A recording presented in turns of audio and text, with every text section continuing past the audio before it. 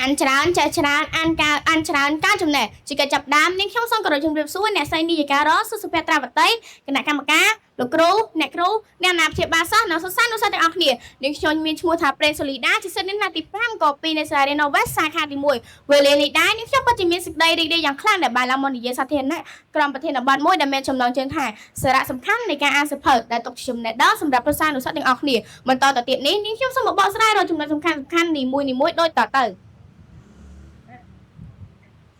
មេតិកា1ការប្រវត្តិខួរក្បាលនិងប្រាជ្ញាស្មារតី2ការប្រស័យទាក់ទងនិងការបញ្ចេញមតិ3សុខភាពផ្លូវចិត្តនិងអារម្មណ៍4ការរីកចម្រើនក្នុងការងារនិងជីវិត5ការយល់ដឹងនិង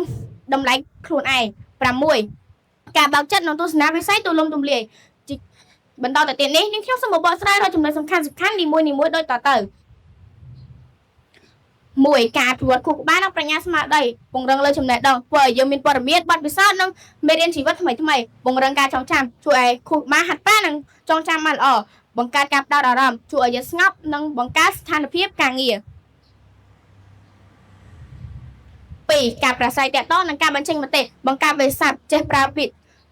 ថ្មីច្រើនទម្រង់និងមានន័យទូលំទូលាយពូកែនិយាយស្ដីធ្វើឲ្យមានការនិយាយស្ដីមានរបៀបរៀបរយនិងត្រឹមត្រូវជំនាញសរសេរធ្វើឲ្យយើងយល់ដឹងពីការតែងសេចក្ដីនិងការប្រើប្រាស់ល្បះ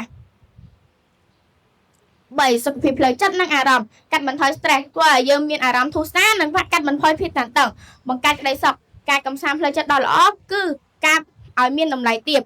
ការបង្កើតការយល់ចិត្តធ្វើឲ្យយើងយល់ពីអារម្មណ៍របស់អ្នកដទៃនិងស្ថានភាពរស់នៅរបស់អ្នកដទៃ4ការរីកចម្រើនក្នុងជីវិតនិងការងារជំរុញការបង្កើតថ្មីផ្ដល់គំនិតច្នៃប្រឌិតនិងការស្រមើស្រមៃខ្ពស់អភិវឌ្ឍការគិតជួយឲ្យការគិតរហ័សនិងឆាប់រហ័សរហួនការរីកចម្រើនក្នុងជីវិតនិងការងារផ្លាស់ប្ដូរទម្លាប់ផ្លាស់ប្ដូរការគិតអវិជ្ជមាននិងទម្លាប់ល្អបង្កើតឱកាសជោគជ័យធ្វើឲ្យយើងមានជំនាញតឹងនិងជំនាញរឹងក្នុងការបង្កើតការងារបង្កើតឱកាសជោគជ័យធ្វើឲ្យយើង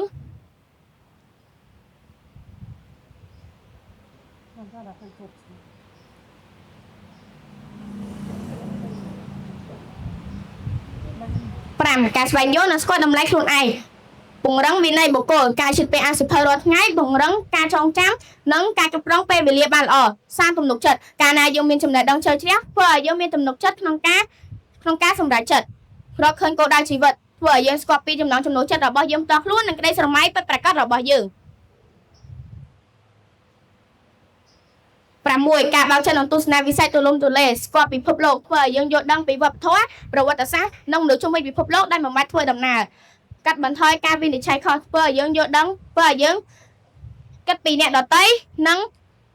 បើកចិត្តទូលំទូលាយក្នុងការស្វែងយកគំនិតរបស់អ្នកដទៃទាន់សភាពការយើងយល់ពីការវិវត្តនៃបច្ចេកវិទ្យានិងការប្រែប្រួលសង្គមសន្និដ្ឋានសរុបសេចក្តីមកការអានសៀវភៅពិតពីដល់សារៈសំខាន់ណាស់សម្រាប់យើងទាំងអស់គ្នាទាំងជាពិសេសសិស្សានុសិស្សក្នុងការ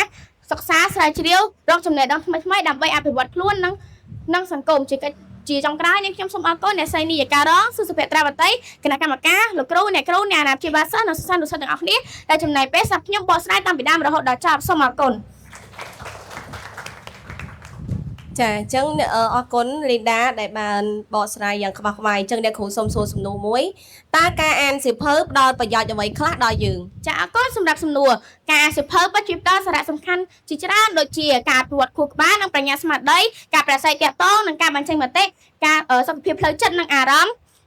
ការយល់ដឹងនិងស្គាល់តម្លៃខ្លួនឯងរីកចម្រើនក្នុងជីវិតនិងការងារនិងបើកចិត្តទូលំទូលាយក្នុងការរកវិស័យការងារជាចុងក្រោយនេះខ្ញុំសូមអរគុណ